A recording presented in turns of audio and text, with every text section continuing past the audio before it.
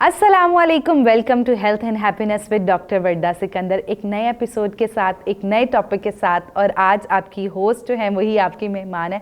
आज हम जिस टॉपिक पे बात करने जा रहे हैं वो है diet and nutrition in summers. Summers एक ऐसा टाइम होता है जिसमें मोस्टली लोगों का जो है वो डाइटरी पैटर्न चेंज हो जाता है, जिसकी वजह से अक्सर लोग जो हैं वो उनका गर्मियों में वज़न बढ़ जाता है या वज़न कम हो जाता है, या उसके अलावा क्या होता है कि बहुत ज़्यादा वीकनेस, लेथार्जनेस, एंगर इश्यूज़, चिड़चिड़ापन, इस तरह की जो प्रॉब्लम्स है बहुत ज़्यादा देखी जाती हैं समर्स में। क्लाइमेट चेंज की वजह से हमारी डाइटरी हैबिट्स पे बहुत ज़्यादा इम्पेक्ट आता है, जिसकी वजह से हमारी जो हेल्थ है उस पर अफेक्ट आ जाता है।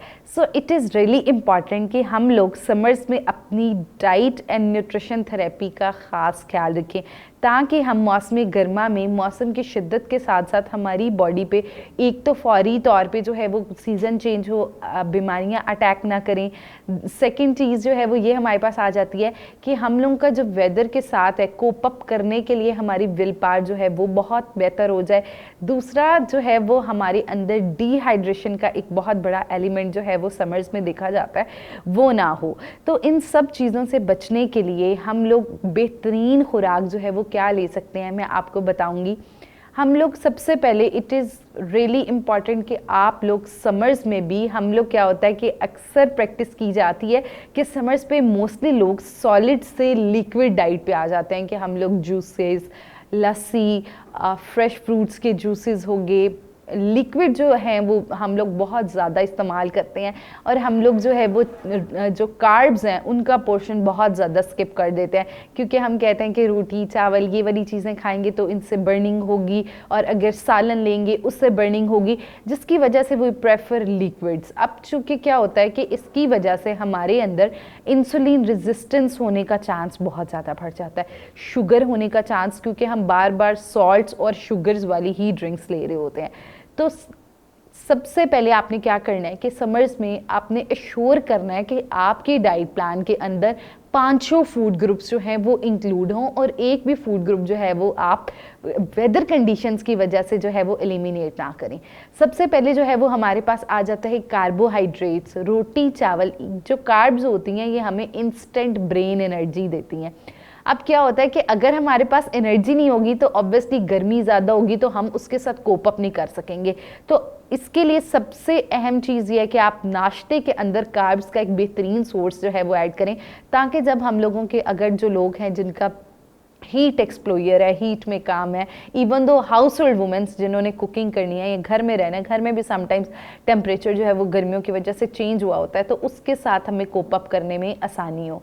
उसके अलावा प्रोटीन्स का इस्तेमाल बेहतरीन बहुत ज़रूरी है, ताकि हमारे अंदर ग्रोथ एंड डेवलपमेंट का मैकेनिज़्म ठीक रहे, और हम लोग के अंदर वेट के अंदर, मसल्स के अंदर जो है वो अगर जो है वो वेट रिड्यूस करना चाह रहे हैं उसमें भी प्रोटीन हमें हेल्प करेगा, और ऑब्वियसली जो लोग अंडर वेट हैं और जो है मसल मास गेन करना चाहते हैं तो उनको भी हेल्प करेगा। तो इसलिए प्रोटीन्स, उसके अलावा फ्रूट्स और वेजिटेबल्स बहुत ज़्यादा अहम फूड ग्रुप है हमारे लिए समर्स में, क्योंकि इनके अंदर मौजूद फाइबर जो है वो हमारी जीआईटी हेल्थ को बेहतर रखते हैं। कि गर्मी की वजह से समटाइम्स ऐसे होता है कि हमें वॉमिटिंग, नोज़िया, चक्कर आना, माइग्रेन, सर दर्द का हो जाना, आधे सर की, ये बहुत ज़्यादा होता है। इस चीज़ से बचने के लिए हम लोग, अगर हमारी बॉडी के अंदर फाइबर मौजूद होगा, फ्रूट्स एंड वेजिटेबल्स का इस्तेमाल बहुत अच्छा होगा, तो हमारी बॉडी वाइटामिनलाइज रहेगी और हम डिहाइड्रेशन से जो है वो बाआसानी बच सकते हैं।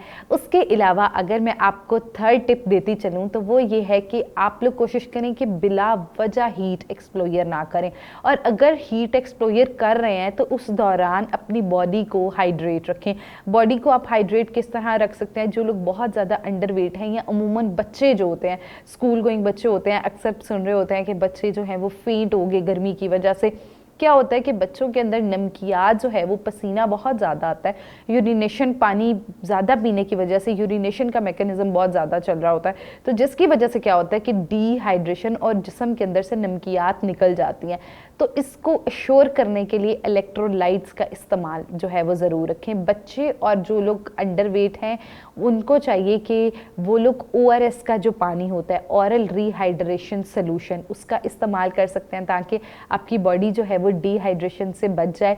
उसके अलावा स्कंजवीन एक बेहतरीन चीज़ है, आप स्कंजवीन का इस्तेमाल कर सकते हैं। उसके अलावा फ्रेश फ्रूट्स के जूसेस इस्तेमाल ज़रूर करें, लेकिन उसके अंदर जो है वो शुगर आप आर्टिफिशियल ना ऐड करें, ना उसके अंदर आर्टिफिशियल सॉल्ट्स ऐड करें। उसकी वजह से क्या होता है कि एकदम हमारी बॉडी का शुगर लेवल जो है वो डाउन हुआ होता है। जब हम ऐसे फ़ौरन गर्मी से आए और फ़ौरन हमने ऐसे पिए तो हमारा शुगर लेवल एलिवेट होने का चांस बहुत ज़्यादा बढ़ सकता है और बॉडी के अंदर इंसुलिन सेंसिटिविटी स्टार्ट हो सकती है। उसके बाद श्योर करें कि आपकी कैलोरिक इनटेक जो है वो पूरा हो। हम लोग समर्स में क्या करते हैं, अपनी कैलोरीज़ को बहुत ज़्यादा रिड्यूस कर देते हैं। कैलोरीज़ को किस तरह रिड्यूस कर देते हैं कि दोपहर का खाना खाने को दिल नहीं कर रहा, शाम का खाना खाने को दिल नहीं करना, मॉर्निंग में कुछ दिल नहीं कर रहा।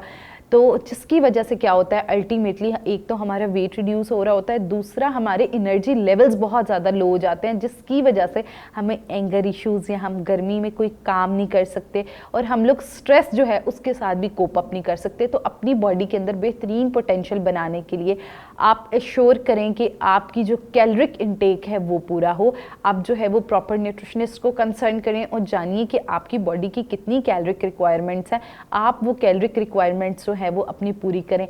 एक चीज़ जो कि बहुत इंपॉर्टेंट है कि हर इंसान की कैलोरीज जो है वो वेरी करते हैं। अब बूढ़े लोग हैं उनकी कैलोरीज वेरी करते हैं, बच्चे हैं उनकी कैलोरीज वेरी करती हैं, हाउस होल्ड वुमेन्स हैं उनकी कैलोरीज वेरी करती हैं। तो इट इज़ वेरी इंपॉर्टेंट कि आप अपनी कैलोरीज को जानते हुए कैलोरीज का इंटेक करें। और उसके अलावा हमारी फिजिकल एक्टिविटी जो है वो भी इस पर बहुत ज़्यादा इम्पेक्ट डालती है। अच्छा, अब लास्ट टिप अगर मैं आपको देती चलूँ वो ये है कि फ़िज़िकल एक्टिविटी, हम लोग गर्मी की होने की वजह से फ़िज़िकल एक्टिविटी को छोड़ देते हैं। अब जो लोग वेट रिड्यूस करना चाहते हैं, समर्स तो एक आइडियल हमारे पास टाइम होता है कि जिसमें बेहतरीन आप वेट रिड्यूस कर सकते हैं। तो क्योंकि स्वेटिंग का मैकेनिज़्म ज़्यादा हो रहा होता है, तो आप जो है वो कोशिश करें कि फ़िज़िकल एक्टिविटी को ज़रूर अपने समर्स के अंदर भी कोप अप रखें, लेकिन आप उस टाइम में वॉक कर लें जिस टाइम में जो है वो सन बहुत ज़्यादा नहीं है और जो है वो गर्मी की शिद्दत बहुत ज़्यादा नहीं है।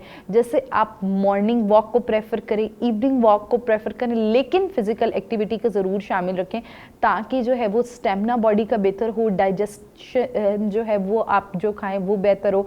उसके अलावा जब आपके लंग्स इनहेल एक्सहेल प्रॉपर करते हैं तो यू फील रिफ्रेश और आपकी बॉडी प्रॉपर मेडिएट होती है।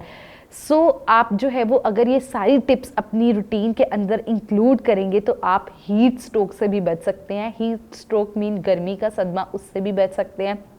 तो अपनी खुराक को ये जो समर्स हैं इनके दौरान एश्योर करें कि बहुत बेहतर हो ताकि आप जो है वो एक हेल्दी जो है वो टाइम पीरियड समर्स में गुजार सकें और आप पे बीमारियां बहुत ज़्यादा अटैक ना करें।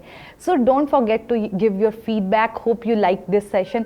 Thank you so much. मिलते हैं एक नए एपिसोड के साथ। अल्लाह हाफिज़।